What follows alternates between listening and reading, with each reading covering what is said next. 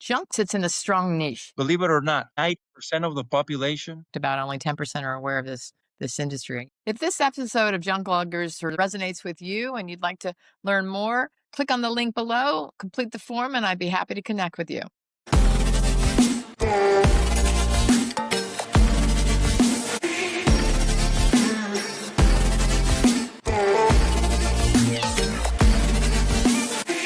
Welcome to Franchise Focus. Junk sits in a strong niche. You get a simple service model, recurring demand, and real differentiation because they focus on donation, recycling, and keeping items out of landfills. Consumers respond to that, cities reward it, commercial clients lean on it because it solves a headache while supporting sustainability goals. The brand has grown under Authority Brands umbrella, which gives franchisees the operational engine, the marketing power, and the training depth that they would never build alone. Today, I'm joined by Rinaldo Sintjago, Franchise Development Manager for Junkluggers. Rinaldo helps candidates understand the model and what separates owners who scale into multiple trucks and territories. He has a clear window into the data, the traits of top operators, and the trends shaping the next growth. Welcome, Rinaldo. Thank you, Laura. I appreciate your time. Thank you so much. Yeah, looking forward to this. Walk us through a little bit about your background and how you Sure. got into franchising. Well, I've been in franchising about 15 years. I actually started with a Snap-on Tools franchise in 2000 and I basically had a territory there, developed it, did well, and then basically sold it and then went to another territory, did well, sold it, and then actually worked for them as a franchise developer, like basically training any franchisee that came in on board all over the Southeast region in the United States. So basically, I was training franchisees for about 5 years all over that territory. And then after that, I became like a sales developer for the brand in multiple states, working with many franchisees. Yeah, and then after that, I kind of like went into automotive, like more in services, not into sales that much. So I worked for Amco Transmissions, basically like as a regional operations manager there with all kinds of franchisees at their different levels as far as like performance and operations. And then after that, I actually started selling for the brand for Amco Transmissions. And then after that, I worked for Meineke. So just pretty much doing the same thing, promoting the business and those and driven brands as well with Take Five and Mako and some other brands. And then I just recently, about a year and a half, joined Authority Brands with Junkluggers. I saw the model, the proposition, and the company as a whole. Authority Brands is a huge corporation with so many opportunities. Yeah, I just kind of got basically interested, and here I am. That's some incredible experience. So you can really, offer a lot of insights for someone's thinking about franchising because you've done it yourself. You've done the operations side and the sales side. That is huge value, I would think, for people. Yeah, So definitely. let's walk through a little bit. I talked, high level about the problems Junklugger solves, but let's talk through the model, the industry. There is competition, and how you guys get customers. Kind of just a brief overview of that. Yeah, definitely. It's a pretty interesting model because it's pretty much recession resistant, even though there's many businesses like that. But this is pretty much tied up to like waste management in many ways. The difference with junk is that it's just bigger items, but you can do a lot more with it, and right now with everything that's going on, people are being more aware about the environment and things like that. So they rather just try to do something else with those items and call companies to help them with the labor in their home, basically like removing items. And then we are different because in the industry we provide accountability for everything. Like for example, many companies, of course, they provide these services, but we go a step further. For example, if we can take an item and donate it, we actually do that, of course, but we provide accountability for that customer. Like we give them a receipt, they know where we took it, and then they can also use it like a tax write-off, for example. With corporations, there's many corporations that are being regulated by the government as far as like how they dispose of certain materials. Basically, we can provide a report for them, basically that shows like weights and measurements of those items, so they can be in compliance with the government as well. And then we also have a pretty unique part of the business that is called a remix market, where actually owners can get into this if they want to resell items, and we help them basically like set up a store, like a thrift shop, basically, and then and it creates a different stream of revenue for the franchisee, but it also gives back to the community because 1% of those sales proceeds goes back to like a local charity that the franchisee chooses. So basically, that's why we're different in the space. But the industry is growing globally too. I mean, there's only a few key players like 1-800 Got Junk. They're basically like the gorilla in the industry, and but they're sold out already with territory. There is College Hunks, there's Young King, and basically we're number three or number four. We've been one of the newest ones as far as like emerging brands too, like at the national level. So we're growing the fastest. But the industry is just humongous. I think just in over the past 20 years or so, like it was an industry that just generated maybe 4 to 500 million in revenue back in 2004, and now it's like 11 billion just in the United States, and then over 80 billion in the whole world. So it's something that's not only growing here in at home, but all over the world. So Wow. yeah, What opportunity. is the mix between residential clients and commercial clients, and how does a new franchisee go after that, and then kind of what's the ideal mix as you grow? Yeah. So right now we have a mix of about 60% residential business and then 40% commercial business. But commercial is divided into national accounts and local commercial business. So we have one of the biggest national accounts programs in the industry because of that accountability. And many corporations, like I mentioned, are in need of that particular reporting. So we have about 600 companies right now at the national level that basically with authority brands and Junkluggers, basically. So some of them are like Walmart, Walgreens, Lowe's, Home Depot, Chipotle, Denny's, Taco Bell, TJ Maxx, and the list goes on and on and on. And then they typically account for at least 15% of their revenue. And that's something that's very convenient for the franchisee because typically those accounts are more recurring, like commercial accounts, right? But the national account program is growing the fastest. Like over the past 3 years, since the acquisition from Authority Brands happened in basically January of 2023, the national account department basically doubled in size over the past 3 years in a row, and then it's still growing a lot. Yeah. So yeah, we're very excited about that, and that's something that's also very convenient for the franchisee. The franchisee doesn't have to really like do any marketing for them or calling on them. Basically, everything gets scheduled through the call center, and they just kind of go and service that business. But that's of course 15 to 20% roughly of their revenue. Another 20% or so is local commercial businesses that that's kind of like a mix of different.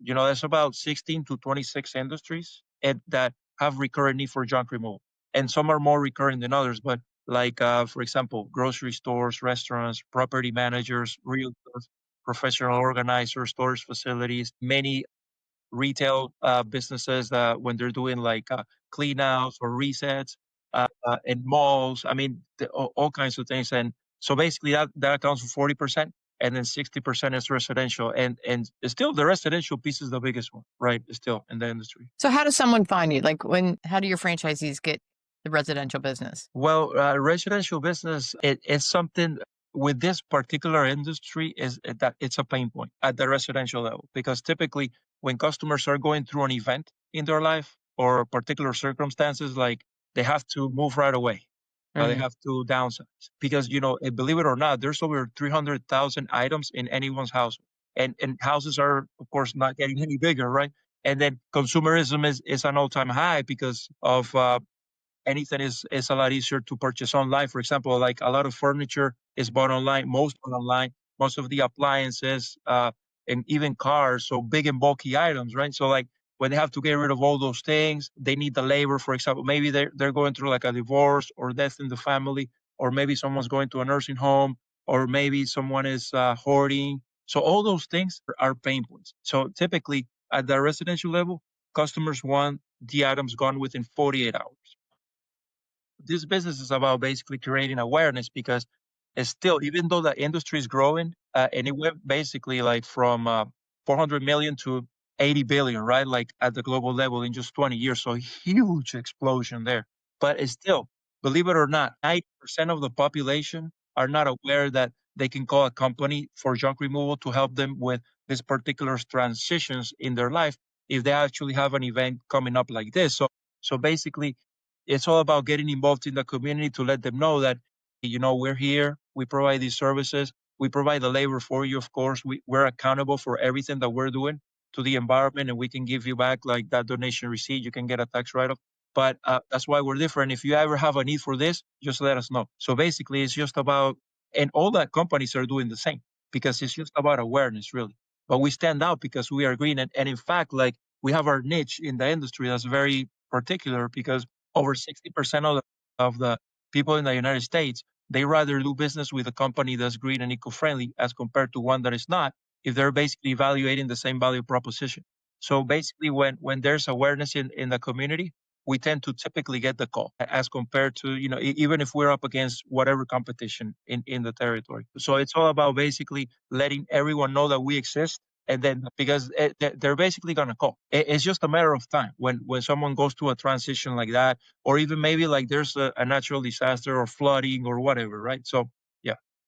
So the customer calls you, they're calling into I mean, what's the owner doing, I guess, day to day? What's their responsibility? So yeah, that's a great question because we do have, of course, a call center, like I mentioned, that pretty much handles everything. Like all the calls coming in, they basically answer all the questions for the customer, so they don't have to kind of worry about even taking marketing calls or handling complaints. So basically, like that's a major like business partner because all they do is just kind of wait for the call center to schedule the job, and then they check on that, send their crew members there. But they do a phenomenal job. They're like, I mean, they save so much time and energy for the franchisee. They're be pretty much monitored every 30 minutes by the call center, basically executives there, and checking on their metrics, performance, how fast they answer the calls. They use a lot of AI implementation Hmm. basically to reduce the time of the call and increase conversion percentages. Like typically, they have a high conversion rate. Anyone that calls inquiring about a service,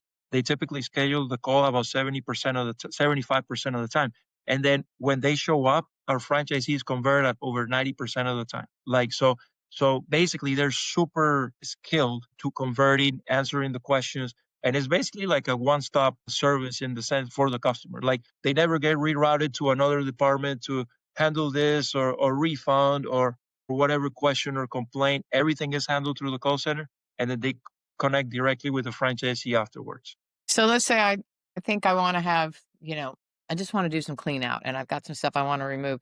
I'm calling in. Am I getting pricing on the phone or is you're sending out the franchisee to estimate that? How's that working? Yeah, I mean, they typically give out a range as far as to the customer based on space. So Okay. typically, those dumpster cans have about 16 cubic yards. So they typically estimate based on how much space. So, like if, for example, it's taking up 1/8 of a truck, maybe it's $100 to $200, for example. And if it's like a quarter of a truck, maybe it's just a mattress or a fridge or something, then it's maybe 200 to 400. So they kind of give out a range, but they never give out an exact price because Okay. they don't know how much space that's actually gonna end up taking in the truck. So when the franchisees get there, or not the franchisees, typically it's the logger. Franchisees typically monitor Yeah. most of the operation remotely. Okay. Yeah, so basically the loggers get there and pretty much give out the final price, and that's it. Okay. So yeah, back to what the franchisees typically doing. Are they scheduling their luggers? Is that getting automatically done through the call center? How's that all do? And where's the franchisee spending most of their time? So yeah, well, typically those loggers are W-2 employees, so they're typically basically on the schedule. And then if they don't have a job in a particular time of the day, then they're doing some other activity, maybe business development or whatever, put in uh, door hangers, yard signs, or whatever the case may be. But then, like the franchisee, in the meantime, what they're doing, because they have a lot of time, right? They're not talking to customers on the phone or pretty much on the truck, right? They're monitoring the whole operation remotely. They can see on the GPS where the guys are at. Those trucks have dash cams, like inside the cab and outside. Like they can see what the guys are doing while they're driving. They get notifications. They know exactly what's going on. When pretty much the loggers get to a job, they can also take video and pictures of those items. So the franchisee knows exactly what they're gonna be working with those loggers. So basically, Hmm. while doing that, they can let them know where to take those items. And in the meantime, what they're doing is just activities, doing business development, getting involved in the community with those particular industries that have recurrent need for junk removal. Hmm. They might be a part of a BNI group, a chamber of commerce, and different organizations. But it's just a matter of like letting them know that we exist, and then just to give us a call, and that's it, really. But of course, typically we want to get very involved locally with local influencers, typically local events and things like that. And that's all it is, really. And so what makes a good franchisee? What do you guys look for? Yeah, well, I mean, it's somebody really that can follow a process, right? Like we typically are very good with like maybe people that have operations background, like military backgrounds, and of course people that are very organized and really can manage people as well because this business really basically escalates as you add trucks Yeah. and into the territory. But really, it's anybody also that has a passion, perhaps for the environment, giving back. Yeah, anybody really that can have a good operational background or just basically good in those things, like looking at those metrics to be more efficient and basically, yeah, have a passion also to for the environment to give back because really there's a lot of scalability here in this business. I mean, anybody that wants to grow can grow. You can put like at least 5 trucks in a territory, and a truck can do anywhere from 360 to 500,000 a year in revenue. EBITDA or margins are big depending on how they manage the business. But yeah, and if they want something basically, like I mentioned, that's meaningful, a brand with a mission, basically, that's who we are, right? So we have a really good mission. We've actually diverted over 50 million tons of junk over the past 5 years just in the United States. And we're not even like the biggest brand by any means, but we've diverted the most in the industry. Wow. Wow. How do owners ramp from one truck to the next? What's that timing typically like? Or Yeah, typically they add 1 to 2 trucks per year because, of course, all trucks have a capacity based on how much jobs they can do in a day. They typically do about 3 jobs per day, and the average job size is about almost a full truck. But in revenue, it's anywhere from $500 to $600 in revenue, but it takes about 2 hours. By the time they get there, they sort everything and then they dispose of the item. So they typically, generate, I guess, per day between 15 to 1800 in revenue.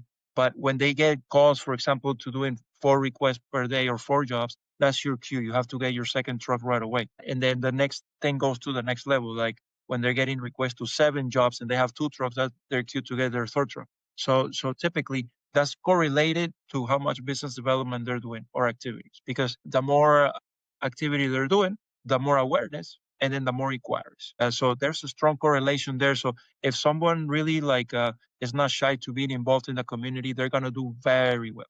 Like as far as scaling fast. how does the revenue split in terms of the different revenue streams? Can you walk through what those revenue streams are besides junk removal? Well, I mean, you mean with the remix market, perhaps?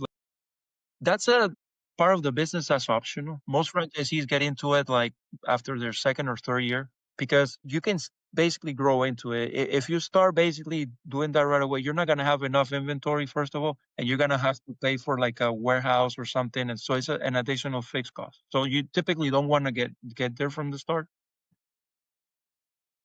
Once they do, I think, I mean, it's not a huge revenue stream right now, maybe 10% of their revenue that comes from the remix market. So it's not like a major focus. The major reason or purpose of the remix market is to create awareness that basically like we're green, eco-friendly, and then get our name out there. And then of course we give back to the community.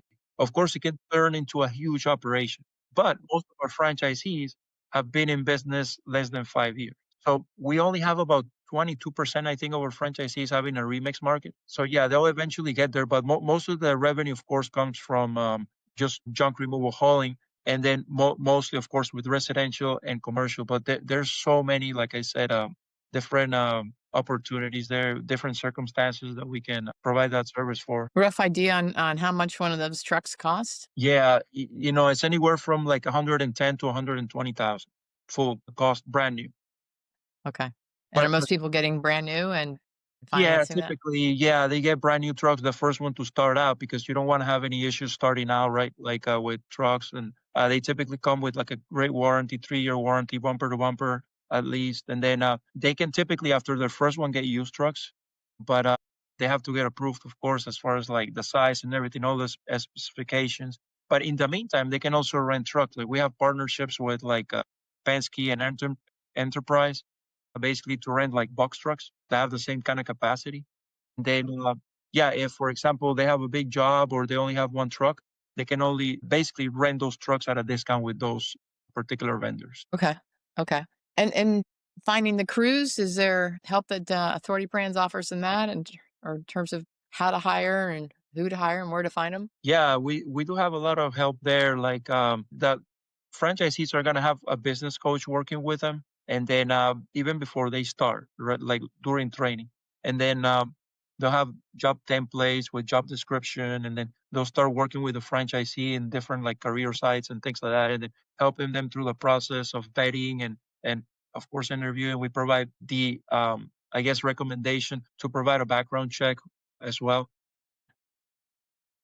and then all the training is very good as far as like hands-on training. The business coaches actually spend time in the territory with the franchisees when they start, but then like the training is ongoing. We have a Junkluggers University. Basically it's a platform that we have for ongoing training for loggers basically, and then for recurring training for the franchisees. They have training there on a weekly basis on any kind of category about the business, like if they want to uh, get, for example, insights on operations or productivity or marketing, whatever it is. Like, and they can actually they see all those videos uploaded, but they can actually be a part of mastermind groups that we have also meeting on a weekly basis. Basically, we match franchisees with peers at at the same level, maybe like as far as like having the same amount of trucks or same kind of revenue, for example, Yeah. and then they all work together because some of them might be good at, for example, on very low disposable costs. They manage that very well.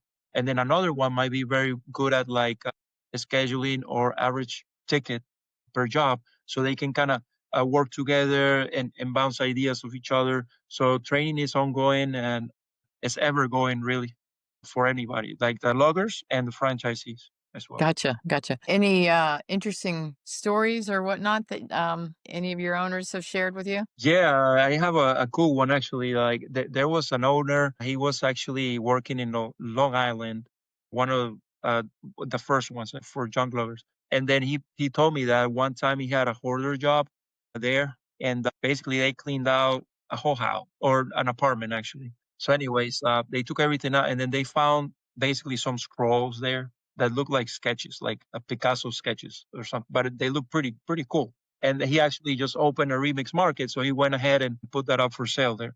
And then in a few days, it sold fast, like for 400 or 500 bucks. And then a few months later, he went to an auction just because he wants to learn about items and whatnot. And he saw his scrolls selling there for like $48,000 because they were actually authentic Picassos. So, I mean, you find all kinds of treasures, really. I mean, in every single job, there's all kinds of stories. Wow. Wow. Given your vast background, any advice you could give for somebody that's thinking about looking at franchises in general and then specifically junk luggers? Yeah, I think, it's interesting because in the corporate world, there's always a cap, right? Where you can get to. And then as you basically get to like an executive level or beyond, like the more taxes you pay, right? So there's basically like a diminishing return in many ways. If you're looking into perhaps just kind of breaking away from there and actually, like I mentioned, have that vision to grow and scale, you can make, of course, a lot more money and be controlling your own destiny and freedom. You can leave that legacy to your children and actually make even more profit because, of course, there's all kinds of things that you can do with I guess, with your business, right? Into paying less taxes and things like that. But in any case, I think franchising is basically like the new step really into most careers. Like we talk to so many executives at all different kinds of the industries with military veterans, like, work very well, and all kinds of people too. Is interesting because like you would think that maybe people that have to own a business, they have to be very good with like sales, for example, and it's not the case at all whatsoever, especially if you're looking into like an essential business because those businesses are going to be there. It's just a matter of people finding you, right? So like all it takes is basically activity. Like with junk removal, a lot of good people basically that we bring on board have no sales background. Like like for example, like I was mentioning, military veterans, engineers, OT, project managers, and all those things. Like they do extremely well because they basically implement this process that's there, and then all they do is just activity, activity, and that's it. They're not going out knocking on doors or telling someone that they're gonna get a buy one get one special or whatever it is. It's not like that, not at all. So I think, of course, if you're one of those people that's kind of sick and tired of the rat race and you kind of want the next level, basically for your career, that's franchising is the way to go, I think, especially in an industry that's essential. That's very important. Yeah. Do your franchisees start and do this full time initially, or? Yeah, most do. And even though, like I mentioned, most of our franchisee handle this operation remotely, right? They don't have to be on for picking up any items, but the success is pretty much related to activity. So if they're not doing business activity, they're not going to add one to two trucks per year. Maybe they're going to be like stuck in one truck for 3 years, right? For example. So that's kind of like I guess you could be a semi-absentee owner, but I don't particularly think there's a franchise or a business that's 100% semi-absent because you have to do in everything activity. If not, then it's not going to take off, especially in the beginning. The beginning, launching a business takes the most energy and you have to be involved with it. And if you can always hire a GM, right? So there's that option. But yeah, What's the best question that you think someone can ask when they're stepping through and looking at this business? I think basically the best question people is always asking is, well, how about competition? Like, how am I going to get business and all these things? And I always say, like, well, it's of course we are fortunately in an essential industry that's still growing. Like I mentioned, only really 10% of the population use shrunk removal because they are aware of it, and then it's huge. Like we're still not even scratching the surface, first of all, right? And then basically, what's interesting about us is the fact that we are green and eco-friendly. We provide accountability. That's why we have one of the biggest national account programs in the industry Yeah. because we have our niche proposition that being green and eco-friendly. So, and this is of course based on consumer research. Like most people in the United States, when they know that a business is green and eco-friendly, they want to do business with that business. So basically, like, don't be afraid of that because when there's awareness in a territory, even if the gorilla is there, like 1-800 got junk, basically that plays in your favor because they're aware of these services. So once they see you a few times and know who you are, you have better chances of getting that call.